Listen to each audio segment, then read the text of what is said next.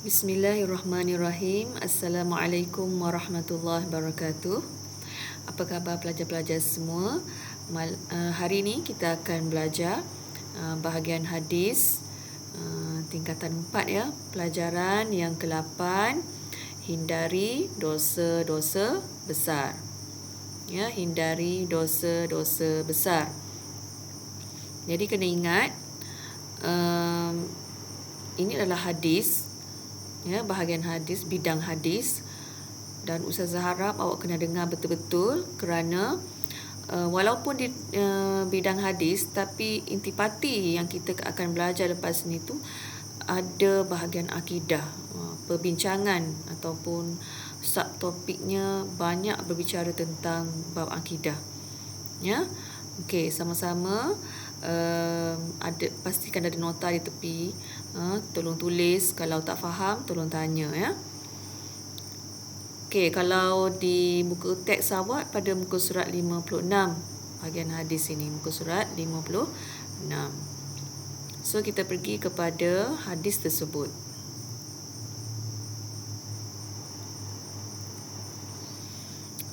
Okey, an Abi Hurairah radhiyallahu anhu anin Nabi sallallahu alaihi wasallam qala ijtanibus sab'al mubiqat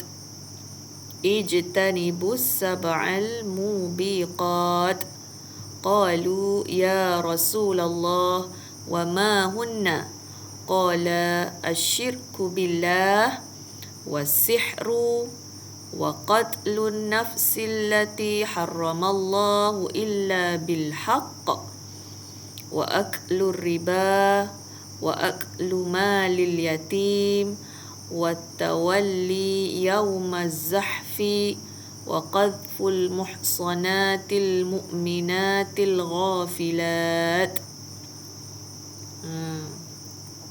Ini adalah hadis daripada Abu Hurairah. Tentang, kita tengok apakah intipati, maksudnya jauhilah 7 perkara yang merosakkan. Jauhilah 7 perkara yang merosakkan. Ya, kalau dalam buku teks dia dah bagi potongan-potongan ya. Ustazah baca mengikut potongan. Ijtanibus sab'a mubiqat, maksudnya jauhilah 7 perkara yang merosakkan. Mubiqat maksud dia merosakkan. Ya. Sebab baru ni ada masuk, tahun lepas ada masuk dalam periksa, pelajar tak boleh jawab maksud mubiqat. Jadi sebenarnya hadis ni awak kena hafal beserta dengan maksud dia sekali. Ya. Qalu ya Rasulullah wa ma hunna. Sahabat bertanya, wahai Rasulullah, apakah perkara itu? Wa ma hunna, perkara itu. Qala asyirku billahi was-sihru. Baginda bersabda, syirik kepada Allah. Itu satu, syirik kepada Allah dan sihir. Nombor 2-nya sihir. Kemudian wa qatlun nafsil lati harramallahu illa bil haqq, dan membunuh jiwa. Wa qatlun nafsi, membunuh jiwa. Harramallah, yang diharamkan oleh Allah kecuali dengan kebenaran. Ya. Itu adalah yang ketiga, membunuh. Dilarang membunuh. Kemudian wa aklur riba wa aklu malil yatim, dan makan riba dan makan harta anak yatim. Riba dan juga harta anak yatim. Kemudian wattawalli yaumaz zahfi, wattawalli yaumaz zahfi, dan lari daripada medan peperangan. Wattawalli, kalau masuk periksa, wattawalli itu apa dia? Lari. Yaumaz zahfi, daripada medan perang. Wa qadhaful muhsanat, dan membuat tuduhan berzina terhadap wanita yang beriman, muhsanat, al-mu'minat, wanita yang beriman, al-ghafilat, yang suci dan terpelihara daripada melakukan maksiat. Jadi ada sebenarnya ada 7 ya, larangan perkara-perkara yang boleh merosakkan. Kalau kita tengok 7 dosa besar yang terkandung dalam hadis tadi, apakah dia? Yang pertama ialah syirik. Yang kedua ialah sihir. Yang ketiga makan riba. Yang keempat membunuh. Yang kelima makan harta anak yatim. Yang keenam lari dari medan perang. Yang ketujuh menuduh perempuan yang beriman dan suci berzina. Ini adalah 7 dosa besar ataupun ialah 7 dosa besar yang merosakkan. Sebab apa dia boleh merosakkan? Bukan setakat seorang, tapi dia boleh merosakkan masyarakat. Na'udzubillah.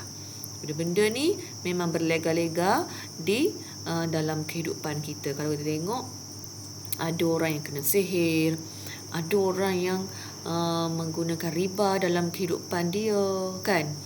Walaupun benda tu tak nampak, tetapi sebenarnya dia boleh memberikan kerosakan yang besar kepada masyarakat. Okey, seterusnya kita pergi kepada pertama tadi, syirik.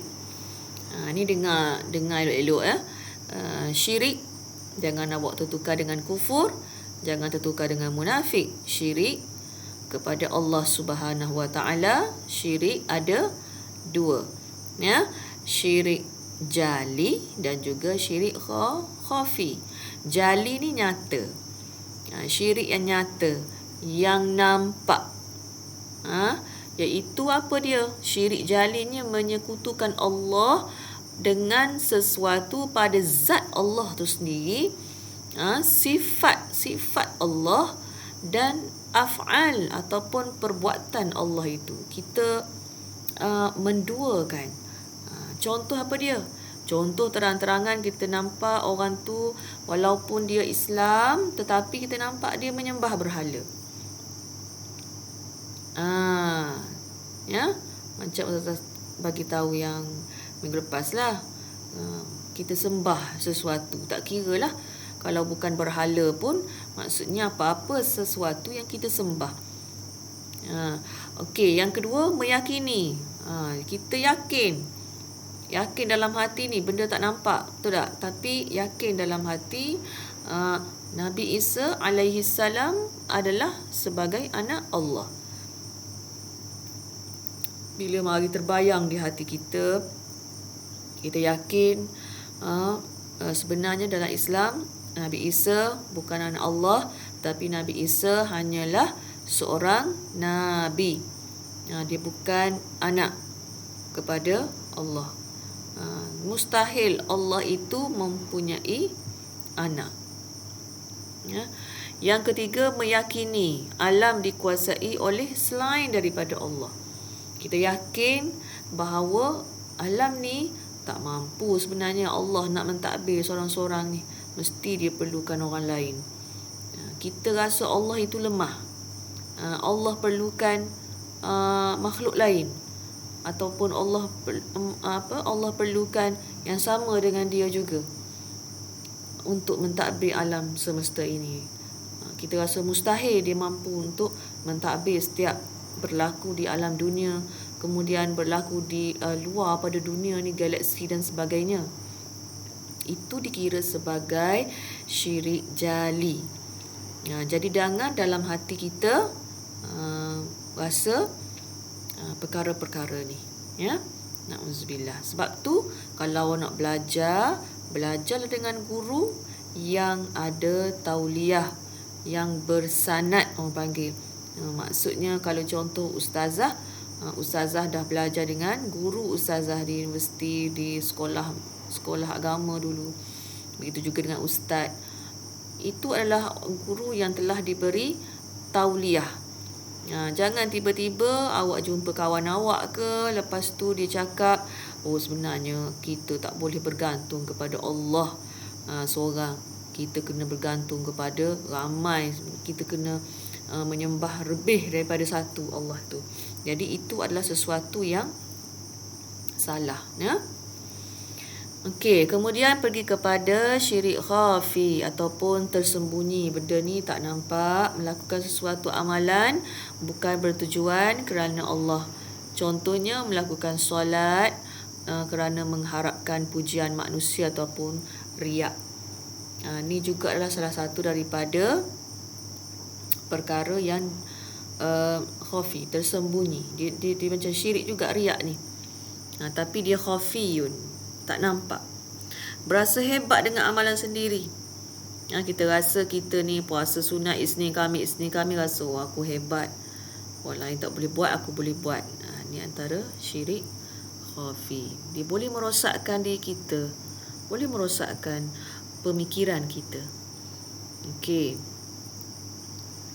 Pergi kepada perbuatan yang kedua ataupun perkara merosakkan yang kedua, iaitu sihir. Sihir ni memang kita dah biasa dengar, dan sihir ni ialah apa dia? Maksud dia perbuatan yang memudaratkan orang lain dengan bantuan jin. Jadi dia guna jin untuk memudaratkan orang. Jadi kita tak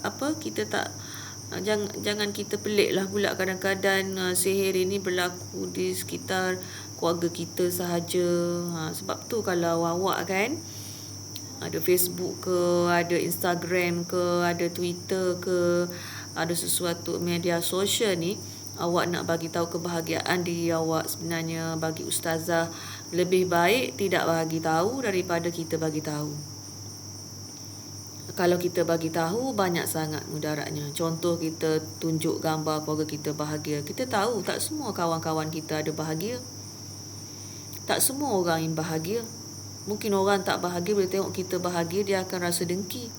Kenapa aku tidak seperti keluarga itu? Kenapa aku tidak dilahirkan seperti itu? Jadi, orang yang hati dia dah kotor, ada rasa dengki, dia akan buat sesuatu untuk menyebabkan orang tu mudaratkan orang tu. Jadi sebab itulah kalau bagi ustazah lah lebih baik dalam media sosial ni, terutama Instagram lah. Instagram kan dia just gambar sahaja kan. Walaupun kita rasa kita nak kongsi kegembiraan kita, tapi sebenarnya kita kena ingat, tidak semua orang gembira seperti kita. Gembira ataupun bahagia itu datang daripada Allah. Dan kalau boleh, tak payahlah nak bagi gambar banyak-banyak. Tunjuk gambar macam-macam. Gambar kebahagiaan, gambar kita dapat straight A dan sebagainya. Tak perlu. Tak perlu bagi ustazah lah. Tetapi mungkin bagi awak rasa tak apa. Sebenarnya kalau bila awak dah post gambar tu, sebenarnya awak perlu bersedia dengan sesuatu. Perlu bersedia apa yang akan berlaku kepada diri awak. Tidak semua orang bahagia, ingat tu ya. Tidak semua orang bahagia, tidak semua orang gembira, tidak semua orang hidup senang. Okey. Contoh perbuatan sihir ni, bila dia ada perasaan dengki sahaja dalam diri manusia ini, maka akan berlakulah beberapa sihirnya. Contoh santau. Kita biasa dengar santau ini di kedai-kedai makan kan. Kita tengok kalau orang tu kedai makan tu ramai sangat orang, kita takut juga kadang-kadang ada kedai lain yang cuba santaukan kedai dia, jadi kena pada kita. Kemudian pukau. Pukau ini juga salah satu bentuk sihir untuk mencuri dan sebagainya menggunakan jin. So kita tak nampak dia tengah ambil barang kita.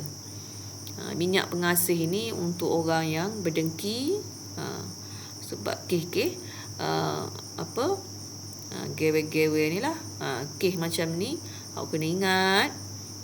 Suka-sukalah nak couple pada umur awak ni, tapi sebenarnya awak kena ingat, mungkin dia akan berlaku minyak pengasih ke apa ke lepas ni, menyebabkan orang tu tak suka dah pada orang lain, suka pada dia sahaja. kan? Tak boleh. Kita tak boleh bagi orang suka kat kita. Yang akan bagi orang suka kat kita ialah Allah. Kita senang je nak suruh orang suka kat kita. Kita kena suka pada Allah. Kita suka pada Allah, Allah suka. Orang lain akan suka. Kita suka kepada perintah Allah, maka Allah hantarkan kebahagiaan itu. Pandangan orang lain akan suka kepada kita. Itu sahaja kita, formula dia. Tak perlu kita nak paksa orang untuk suka. Kemudian pelaris. Pelaris ni itulah yang nak melariskan. Kadang-kadang takut juga kan, kita tengok kedai tu larisnya mesti ada guna apa-apa kot. Bukan kalau kita makan kalau kita makan kat kedai dia bukan sedap sangat pun, tapi kenapa ramai sangat? Mungkin ada sesuatu yang digunakan. So berhati-hatilah. Ya, apa kesan bila berlakunya perbuatan sihir ini? Mengakibatkan kesakitan tubuh badan kita. Kita tiba-tiba kita jadi sakit. Lepas tu pergi kat hospital kata tak ada penyakit. Ini perlu diubati daripada rohani kita. Sebab itulah jangan galak sangat. Faham tak? Maksudnya kalau kita bahagia, kita kena bersedia dari segi roh kita. Apabila kalau orang hantar sesuatu pada kita, kita boleh lawan. Lawan dengan apa? Lawan dengan ayat-ayat suci Allah. Kena ingat tu. Yang kedua, boleh mencetuskan pergaduhan, terutama kepada suami isteri. Kadang-kadang ada orang yang nak memecah belahkan suami isteri, maka balik kat rumah je panas kan. Jadi pergaduhan berlaku. Begitu juga memorak-perandakan rumah tangga. Anak-anak pun jadi tak suka kepada mak ayah tak suka kepada anak. Jadi macam berterabur dan sebagainya. Yang keempat, boleh menyebabkan kematian. Inilah yang paling bahaya sekali. Bila menyebabkan kematian, bermakna orang yang buat tu, dia akan tanggung dosa, dia akan jawablah apa yang dia telah perbuatan dia tu di akhirat nanti. Ini adalah paling bahaya. Okey, yang keempat, riba. Riba ini dia berlaku melibatkan sistem ekonomi. Sistem ekonomi. Yang ni sebenarnya banyak yang kita kena belajar. Takrif riba ialah pertambahan bayaran dalam urusan pertukaran barang dan piutang. Piutang ni hutang piutang, hutang ya. Pertambahan bayaran. Contoh macam alung. Contoh hutang yang menetapkan faedah bayaran dengan tertentu, dengan dia tak bagi peratusan yang tertentu. Peratusan hutang yang menetapkan faedah bayaran dengan peratusan tertentu. Bila berlaku riba, maka dia akan mengakibatkan penindasan. Sebab apa? Contoh kalau kawan awak si A bagi pinjam kepada si B dengan RM5, jadi dia dah bagi dah, kalau tak bayar dalam masa 3 hari kena bayar 50% tambahan, kalau 5 hari naik 100%, lepas tu 300%. Jadi orang yang membebani orang yang berhutang, dah lah dia tak ada duit, jadi nak bayar tu berganda-ganda pula. Tu dipanggil riba. Sebab apa dalam Islam haramnya riba ini? Kerana dia boleh melakukan penindasan. Sebab tu dalam Islam, kalau awak nanti nak buat pinjaman, nak buat nak beli kenderaan, nak buat nak beli rumah, buatlah dengan pinjaman berasaskan Islamik, berasaskan Islam. Sebab apa? Islam dia tak menindas. Dia dah bagi tahu kalau nak pinjam selama 10 tahun banyaknya kena bayar, dan ada akad. Ada akad, maksudnya apa maksud akad? Akad tu kita setuju. Kita setuju kita nak bayar banyak tu. Jadi kita dah tahu kita mampu untuk bayar. Kita dah bersetuju. Tapi kalau macam Alung ni, dia sikit lagi dia cakap nak banyak tu, sikit lagi cakap nak banyak, makin banyak. Jadi kadang-kadang tak habis kita punya hutang, makin bertambah, dan kita pula cari pula Alung lain untuk tampung yang Alung yang lama ni.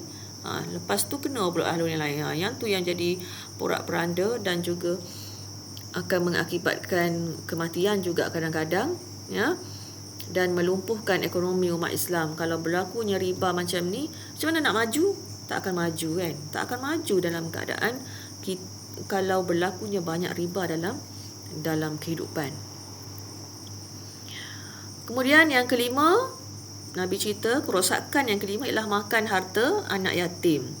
Apa dia makan harta anak yatim? Menggunakan harta anak yatim dengan cara yang tidak dibenarkan oleh syarak. Jadi kena ingat apa istilah anak yatim? Anak yatim ialah anak yang kematian ayahnya sebelum baligh. Sehingga dia dah balik dan berakal, mampu menguruskan harta, maka dia dah tak panggil yatim sebab dia dah boleh menguruskan harta dia. Macam kalau yatim pada umur awak ni, dikira anak yatim lah.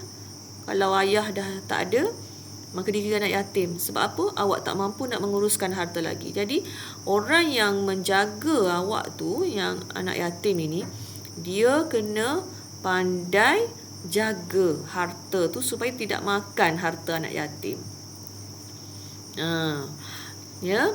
Maksudnya kalau dia membelanjakannya untuk kegunaan peribadi, pemegang amanah secara untuk kegunaan peribadi, pemegang amanah secara berlebih-lebihan. Dia guna pula harta anak yatim tu, contohnya untuk, kalau dia boleh guna harta anak yatim tapi untuk keperluan anak yatim tu sahaja, contoh makan minum dia, bayar yuran sekolah dia, beli buku dan sebagainya, untuk keperluan dia, medical dan sebagainya, itu untuk keperluan dia sahaja, bukan keperluan kepada pemegang amanah. Kalau pemegang amanah tu dia dah ambil juga, maka dia dikira sebagai telah pun memecahkan amanah dan Allah akan soal dia di akhirat nanti. Banyak sangat besar sangat dosa dia kalau makan harta anak yatim. Kemudian mengakibatkan penindasan. Sebab apa? Sebab anak yatim dia tak pandai nak menguruskan harta dia sendiri lagi. Jadi kalaulah pemegang amanah itu dia ambil harta anak yatim, maka anak yatim ini menjadi, bila dia besar nanti, dahlah duit tak ada kan? Duit tak ada. Kehidupan dia tu jadi susah. Itu Islam amat menitik beratkan anak yatim dalam satu organisasi ataupun satu masyarakat. Kemudian dia boleh menjejaskan hubungan kekeluargaan. Contohnya kalau mak saudara kita jaga kita, bila kita besar nanti, menjejaskan kan, kita tahu bahawa dia dah makan harta kita. Jadilah sesuatu benda yang merenggangkan perhubungan di antara kita dengan mak saudara ke dan sebagainya. Okey. Seterusnya kita pergi kepada yang keenam, lari dari medan perang. Apa dia lari dari medan perang? Meninggalkan medan peperangan semasa menghadapi musuh. Ni bahaya. Sebab ada berlaku pada zaman Rasulullah, di mana ada juga orang munafik, mereka ni dah join bersama, tetapi akhirnya bila dah dekat, mereka mereka U-turn balik. U-turn balik. Jadi tu jadi tinggal sikit kepada kaum muslimin. Ini bahaya orang-orang munafik.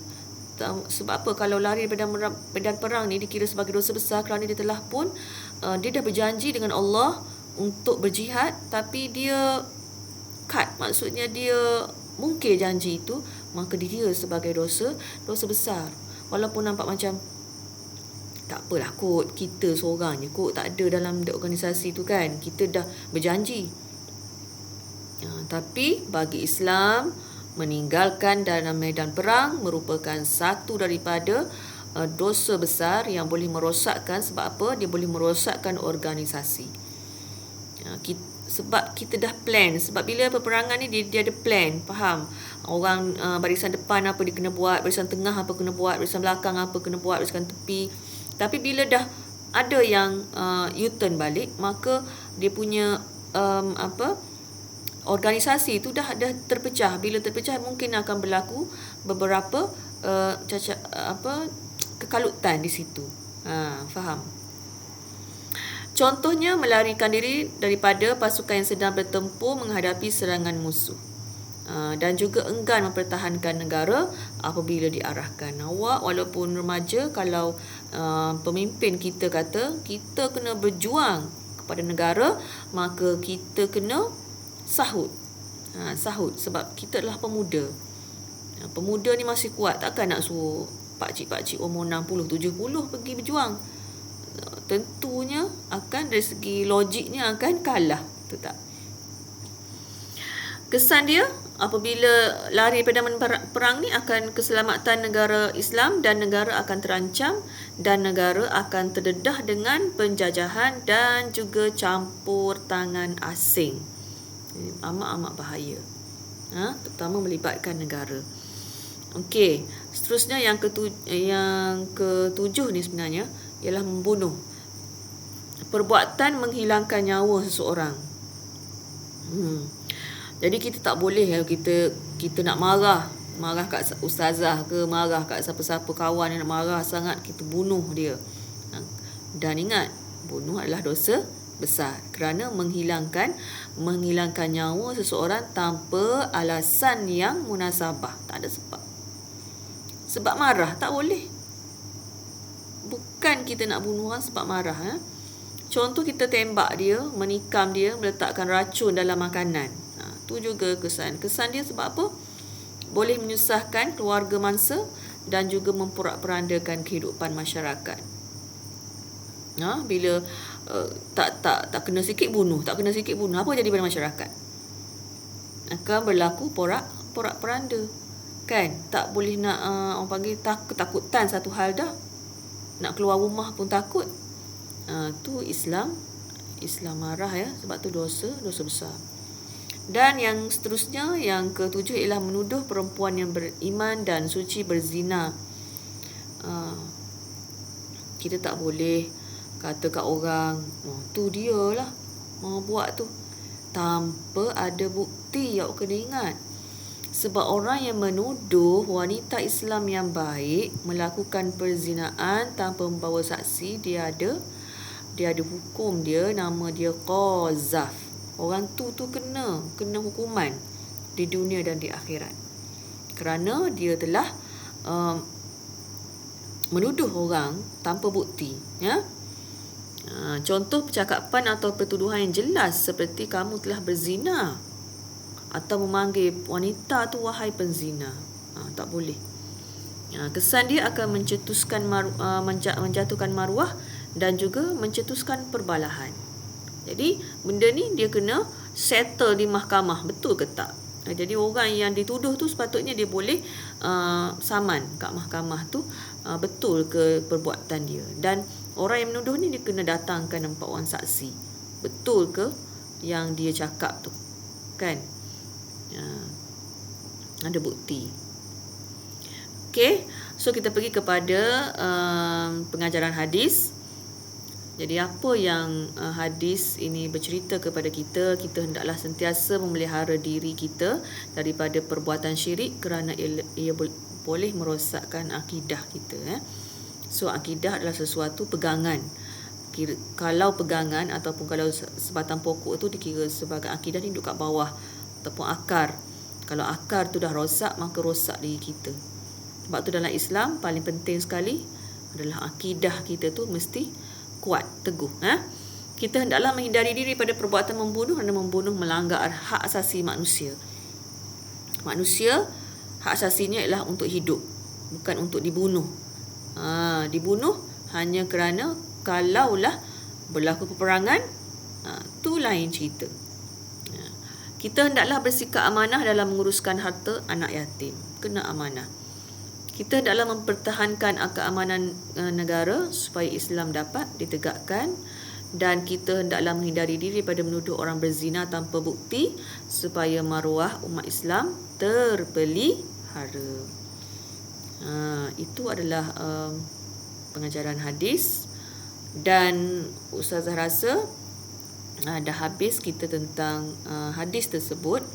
Sekiranya anda ada apa nak tanya, mungkin kupasan Ustazah ini tak mendalam, boleh bertanya sama ada pada ustazah ataupun ustaz dan ustazah yang lain.